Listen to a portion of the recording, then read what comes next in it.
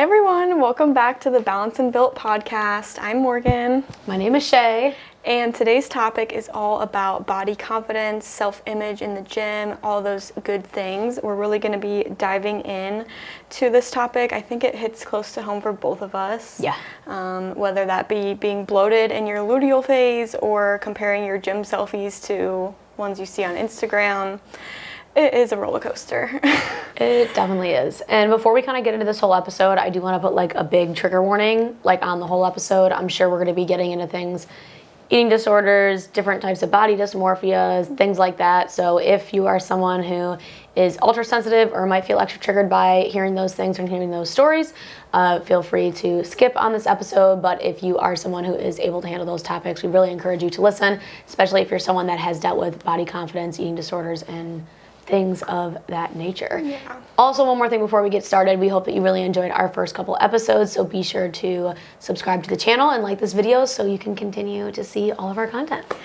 All right, so I guess we can just go a little bit into our own personal stories with body confidence and give our own experience. So personally for me, I've mostly dealt with issues with acne, obviously. It's not as much as like a weight issue for me, but just acne, face, neck, back, it is definitely a struggle, especially in the summer. And I can relate to anyone that's struggling with body confidence issues when it comes to that. So that's kind of like my experience with it.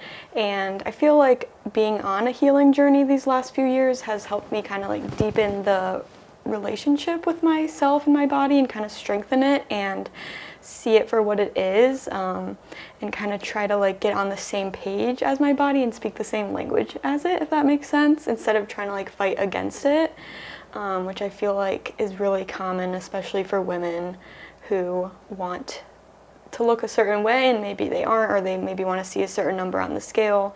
So yeah, and I think though you bring up a good point, because body confidence isn't just liking what your stomach looks like in the mirror or what the back of your legs look like or whatever. It really is overall like body confidence is the way you look at your face. It's the way that how you feel about your skin. It's not just, oh my God, I gained a pound or I'm skinny or whatever that might be. It is a lot more than that. I think a lot of people miss that. Sometimes they talk about body confidence because they think you're just talking about the shape in which you look like. And like, I know for me, like I heavily, like body confidence wise, rely on the way that I look, like physical, the way my arms look, the way my stomach look, things like that. But I definitely do feel a hurt of confidence when I'm going through like a phase where my acne is breaking out or something like that. But I do know that you have had, like with your story and how, like I remember you telling me something in college when you were overseas,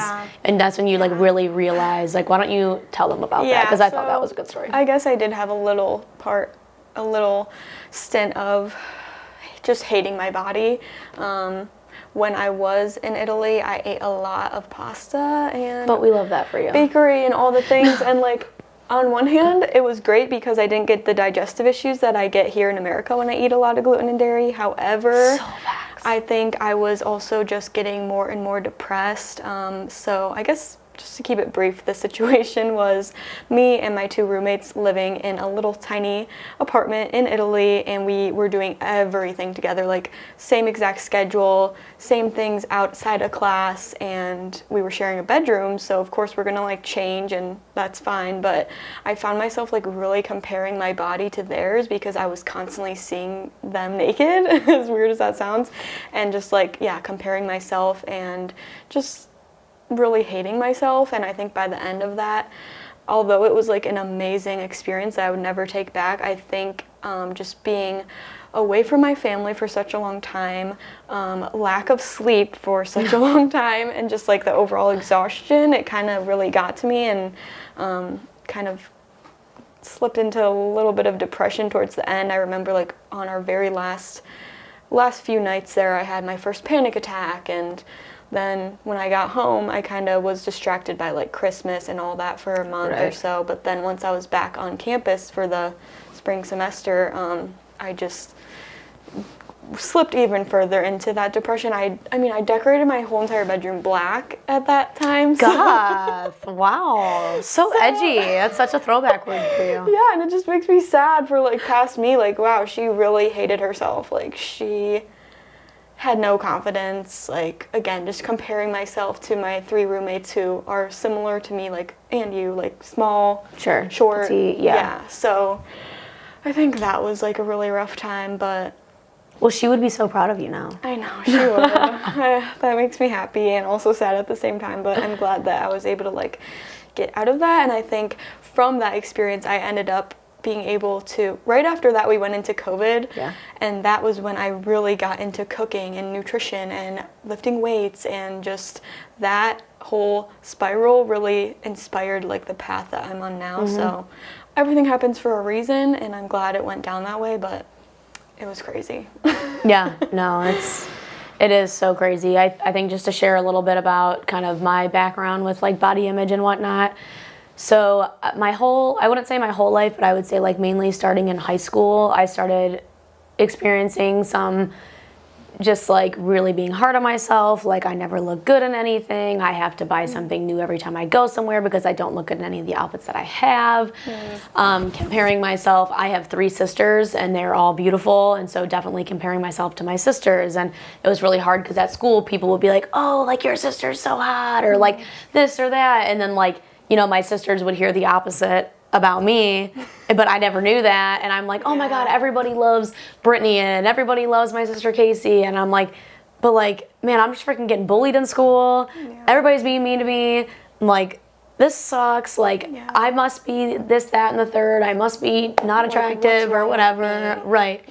And on top of it, I don't know if I mentioned this in previous episodes, but I grew up a gymnast and a cheerleader. So, of course, when you're in the gym, you know, and I was always on the younger side for, like, whatever level I was on. And so all these girls were older and they were, like, getting into lifting and getting into those things. And then there was me, you know, like, 13, 14 years old, like, looking at these 17, 18-year-old girls who've been in the gym and doing all this stuff. And that was always hard. So I definitely struggled with a little bit of, you know, body stuff, body confidence, eating things. When I would get really stressed out, I would just stop eating.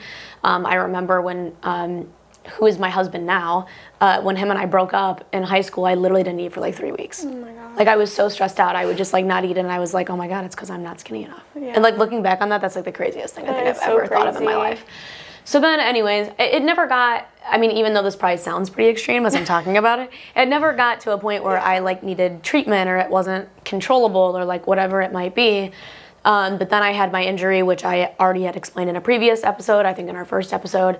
And after that injury, I was like, you know, I'm going to get into bodybuilding. And so one thing about bodybuilding is I do not push it on people to, like, encourage them, but I also don't tell them not to. I just give them the facts. Like, bodybuilding is not a sport that you should just say, I'm going to put it on my bucket list, because it's so extreme that it's going to cause some type of mental damage to you, no matter how prepared you are. And I shouldn't say mental damage.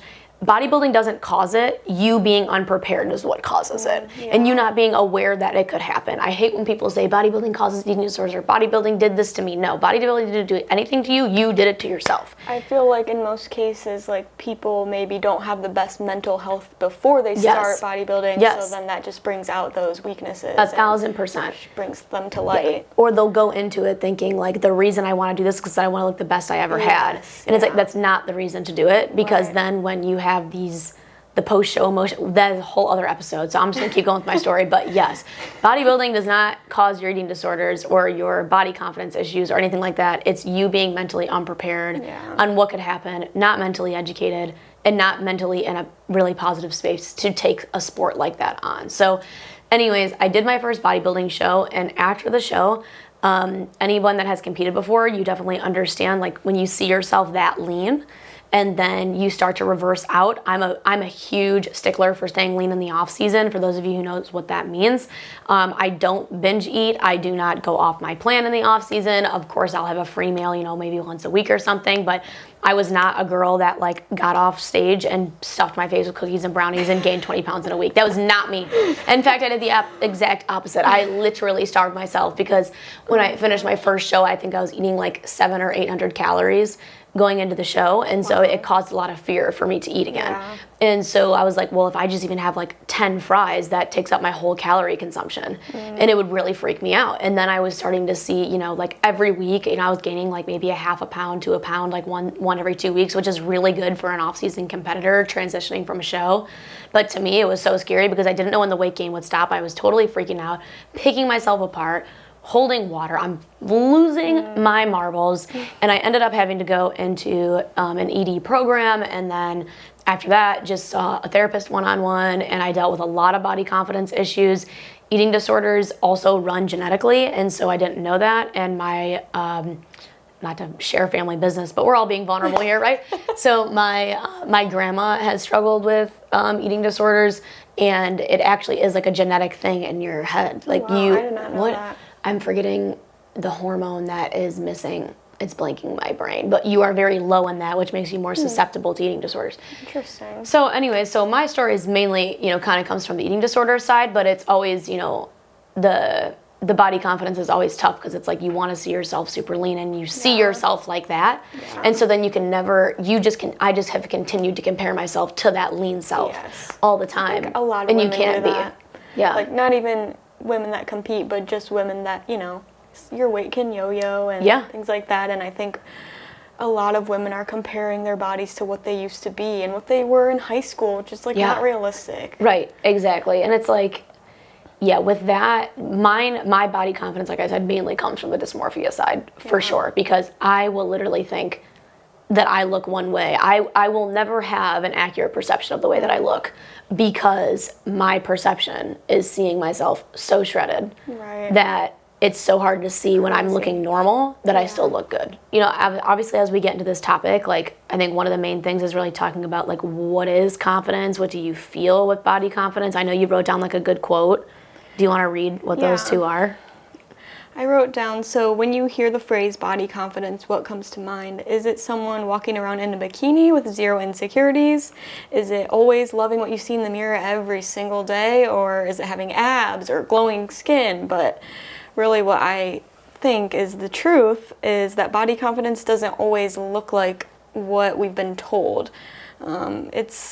Sometimes it's not loud, it's quiet. It's showing up for your body consistently, even when you don't feel good in it.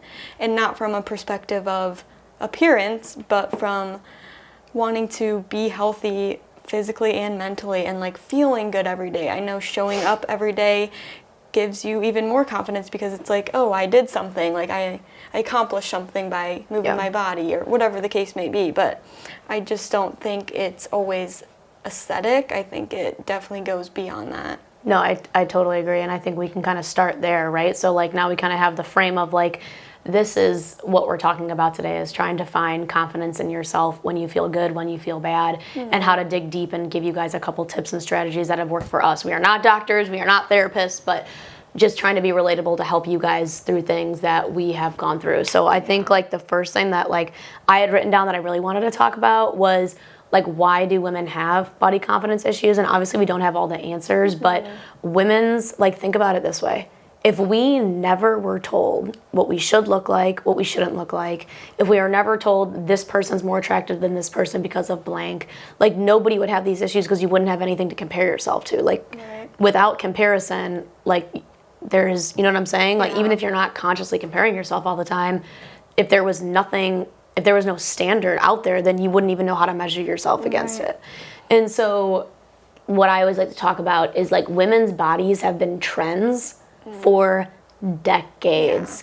They went through the heroin chic phase where everybody needed to be like this big. They went through the phase of everybody needed to look like Marilyn Monroe, where it was big boobs and big butts and more voluminous shapes, or even me naming it, giving it a name is like a thing in itself, you know. And then it went back to the stick figures, and then it went to more of an athletic shape, and then we went through like the Kim Kardashian BBL era, and then once everybody got a BBL, now everybody's on Ozempic. So it's like you can't ever, that is the number one thing that I always tell people is like, if you try to match your body confidence and the happiness that you have with your body to a trend, by the time you make it there, there's gonna be another trend. So find what you like in yourself what you love for yourself, the shape that you love for yourself, the skin that you like for yourself, the look, the glow, the hair, the makeup, and do it for you, because you will never be on trend if you're chasing trends. Right.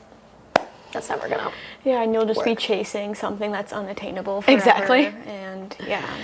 And even beyond the trends of it all, I also think a big thing that helped me was when I shifted my mindset from, you know, the gym as a punishment to using working out and moving my body as a reward or like a privilege. I mean, so many people don't have the privilege to move their body, so kind of reframing it from that perspective. And also food plays a part in that too. Like, I'm not eating this food as a punishment, or I'm not eating ice cream and then I'm gonna go regret it later and want to punish myself more and get into that cycle. But it's more so from the mindset of nourishing your body, fueling it properly, helping it to thrive and grow and function, because a lot of the times, like, under eating, that can get into the weeds, and that can affect everything. We're going to talk about that next episode, so stay tuned, you guys.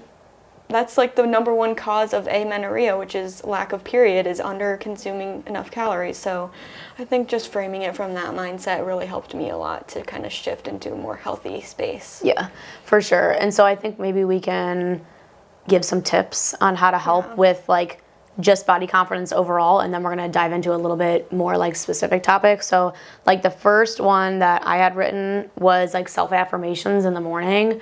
I thought this was the dumbest thing ever. When my therapist told me to do this, I was like, you know me, I'm like rough, tough, like kind of person, you know. So when she's like, call yourself beautiful, I'm like, and lie to myself, like what, you know? But what I decided to do was I wrote, like, so I didn't have to do the affirmations per se in the morning. I would always pray in the morning, and I would pray for clarity. And I would do my journal. I would like write out my negative thoughts. I think I've mentioned that in a different episode. Hit them with replacement thoughts, and I put little sticky notes on my mirror. I've done sticky notes. Yeah, and I'm like, okay, before I even look at myself in this mirror, I am going to read these off 3 times. Yeah, I love that. Yeah, I've done the sticky notes. I do think it helps. And even though at first it can feel a little bit fake, like you're being fake positive, if you just stick with it, as crazy as it sounds, I swear, your brain ends up shifting. Like, you guys, sometimes fake it till you make it is seriously, the answer. It really is. And like your subconscious listens to what you say. So if you're feeding it negative thoughts, it's going to believe that about yourself. 100%. But no, you have a point. The repeatability of just sticking to it, it will, like, shifting a mindset takes a long time. So yeah, just doing those little things. So that's a tip. The second one is set a timer. Have you ever done this before? I have not. Okay, so I learned this in ED treatment. Okay, I love this. And at first I was like, okay, again, this is nuts, but I'm gonna try it. Yeah. And so basically what you would do is like if you start finding yourself down a spiral of like, I look horrible, I'm picking on myself way too hard, I've changed my outfit 18 times, relatable. You set a timer on your phone for 1 minute. Okay. And then before you set that timer, you pick something that you're gonna do once that timer goes off.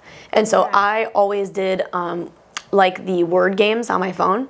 Okay. And so the idea here is to basically, like, you have to cut the thought off, and like the only way to cut the thought off is to hold yourself accountable. So how are you gonna hold yourself accountable? So you set a timer for 60 seconds, you get out all the emotions. If you wanna cry, if you wanna throw a fit, if you wanna throw on the floor, if you wanna act like a child, if you wanna continue to talk bad on yourself, whatever. But once that 1 minute hits, once that timer goes off, you do that activity that you said you were gonna do before the timer went off. Wow. And you do that to distract your mind, because your brain can't think of 2 things at once.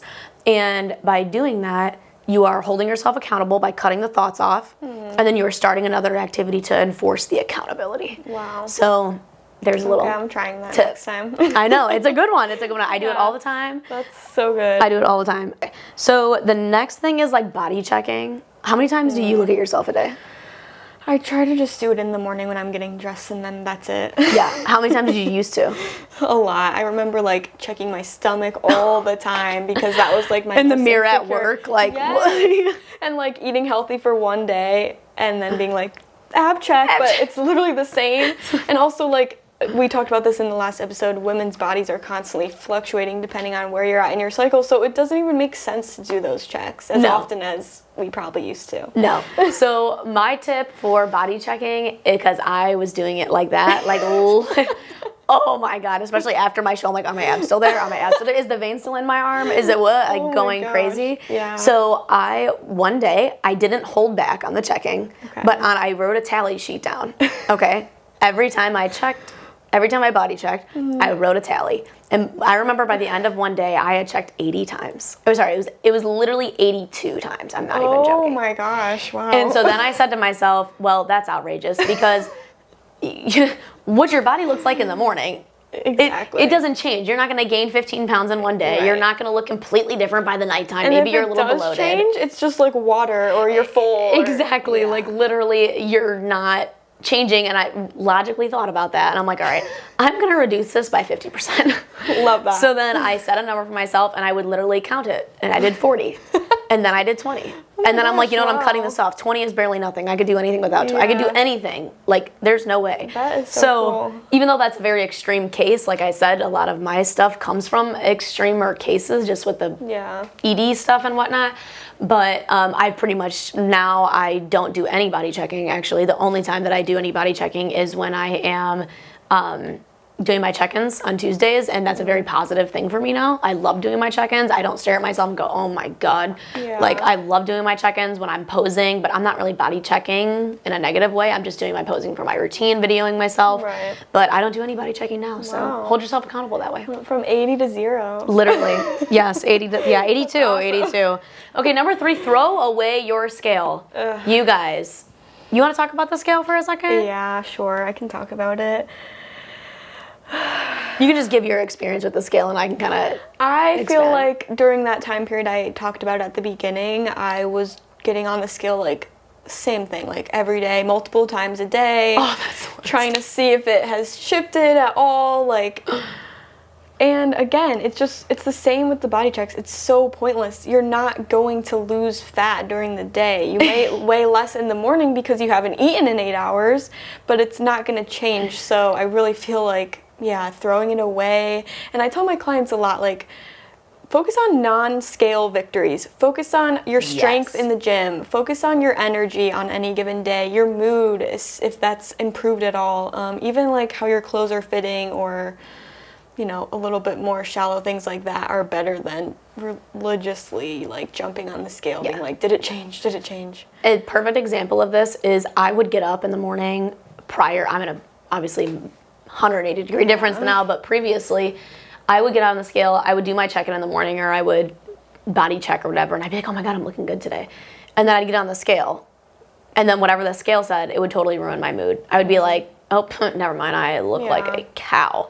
It would totally change my perception. And then I started thinking to myself, like, wow, okay, mentally I'm not strong enough to be on the scale because I'm using the scale as a way to dictate my day and how I look, not as a frame of reference for any type of health reason. Right. Honestly, there's really, unless you are like after an aggressive like you're going through a body transformation, there's really no reason to get on the scale unless you're a competitor going through a body transformation, or you have a coach that is helping you monitor your weight and all that. There is no reason. If you are happy with yourself and the way that you look, there is no reason to weigh yourself.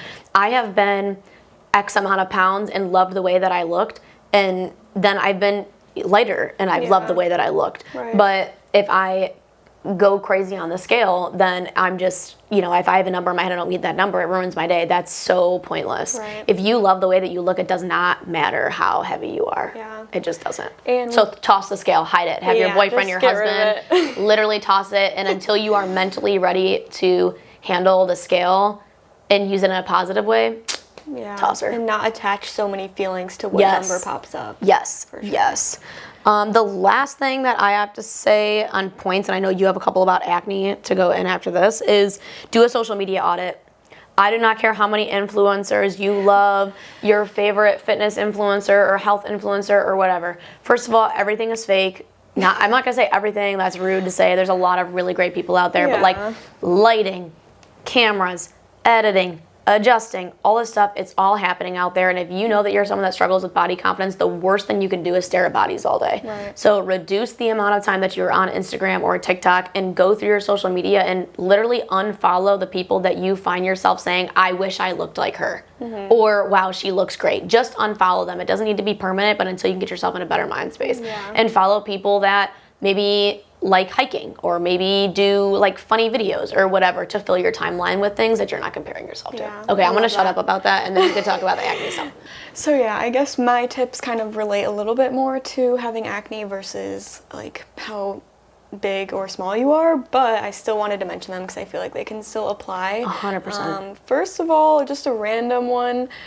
When you do find yourself in that spiral, that doom loop of like everything sucks, I'm so ugly, I hate myself, as hard as it is, a lot of the times I just have to pull myself up off the couch, off TikTok, off my phone, and like go for a walk and get fresh air and touch grass. I know that's like a meme right now, like go touch grass, but it's seriously so true. Like I feel like we get so sucked into what's going on here that you forget like that is not the point. Like life is literally happening around you, and you know, what you look like, what your stomach looks like is not the most important thing about you. It's not the best thing about you. It never is going to be. So I feel like just getting out of that and getting fresh air and like a little bit of light movement kind of helps to reset my mind, my nervous system, and hopefully then I can go back inside and have more productive thoughts and the rest of my day instead of like staying in that 1000%. negative loop. Listen, this is gonna be probably the most unhinged thing I say on this podcast, but I'm gonna do it. Okay. If bodies and the way that they looked mattered, Khloe Kardashian would have never been cheated on. So true. Right? Period. Period. You guys, Yeah. be confident for yourself, love yourself. It doesn't matter what Literally. other people think, say, anything. You have to love yourself, because if you are trying to be good enough for somebody else or something else or social media or your followers, or you are doing all these things, like, you are never going to be happy for yourself. Yeah.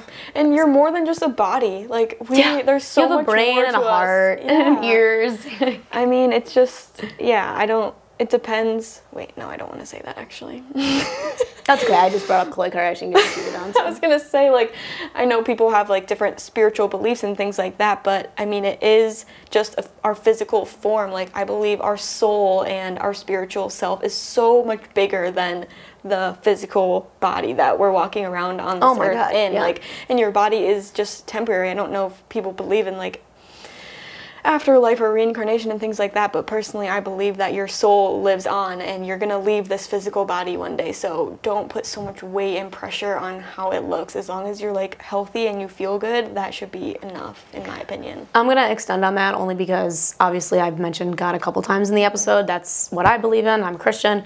If you are not, then you can fast forward 30 seconds. But what I wanted to say is that, you know, if for me, you know, like I just said, if I am good enough for someone to die on the cross for me, then why am I not good enough for myself? And so sometimes I think about that too as like a quick thought. If I'm like really digging at myself, I'm like, if I am good enough for Jesus, I'm good enough for me. Yeah, Because that's it crazy. just goes back to what I'm saying, like you're so much more than just a physical human. Yes, your looks Bag of and the way that flesh. your skin lays on your bones is Yeah. so... Yeah. Yeah. And like I find myself thinking that a lot with acne, like there's so much more to life and there's so much more going on outside of like what's on my face, and I feel like if you just bring yourself back to the bigger picture, it definitely helps.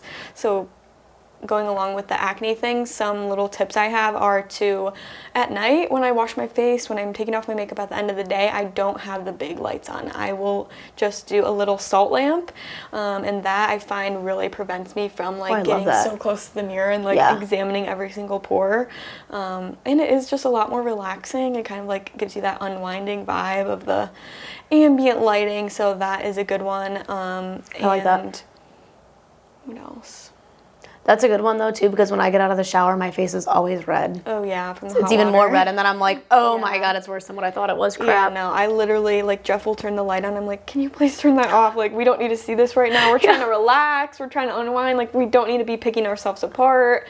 And a lot of times it's like, what is the point? There's nothing you can do about it at that very moment. So why are you wasting your evening on that? There's nothing you can do but go to sleep. So to kind of close out this episode, so we talked about stories, how we, like, our experiences with body, you know, confidence, gave you guys some tips for body stuff and for acne and just generally in life on trying to be more confident.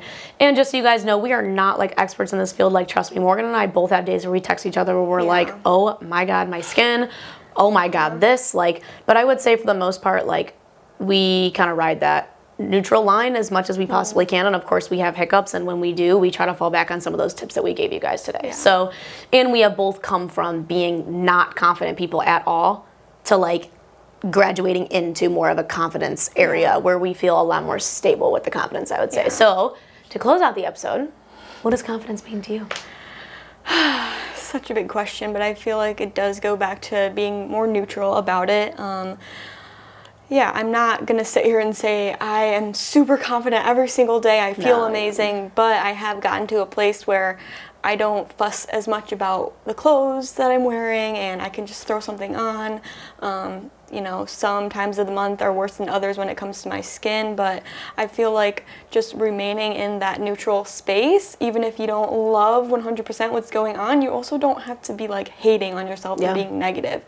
I think just like staying in a neutral place and trusting your body, which it can be hard when you're going through like a chronic health condition or something like that. Sometimes I do feel like my body is betraying me at times because, I'm doing all the right things, I'm eating healthy and doing all the things, but still symptoms arise, and I feel like that just speaks to stress and like our modern society and all the toxins in the environment, which is a whole nother episode. But just trying to not let myself spiral and just remain more trusting, like, okay, my body, it knows what to do. I'm going to feed it the right things. I'm going to move my body. I'm going to get some sunlight. I'm going to drink my water, and just trust that my body will work itself out. And I think also that goes back to what I mentioned at the very beginning, learning the language that your body is trying to speak to you with. If you are having these symptoms, something is off, there is an imbalance, and your body is just trying to communicate that. It's not trying to give you acne because it hates you or it wants a fight. Like, it is trying to communicate that something is off and you need to pay a little bit more attention and give it that love and care. And I feel like that's mostly what people are needing anyways when they get in that negative loop. They're just needing some love and care. So I guess that's what it means to me. That was a long-winded answer, but yeah. How about you? I love that. I think it's a loaded question too, so it's kind of hard to like nail it down, but I would say confidence to me is comfort, maybe, to like kind of sum it up. And I definitely find myself relying on confidence in other areas of my life to make up for the areas that I lack it in. And so, I can find confidence in my career. I can find confidence in the way that I look. I can find confidence in my relationship.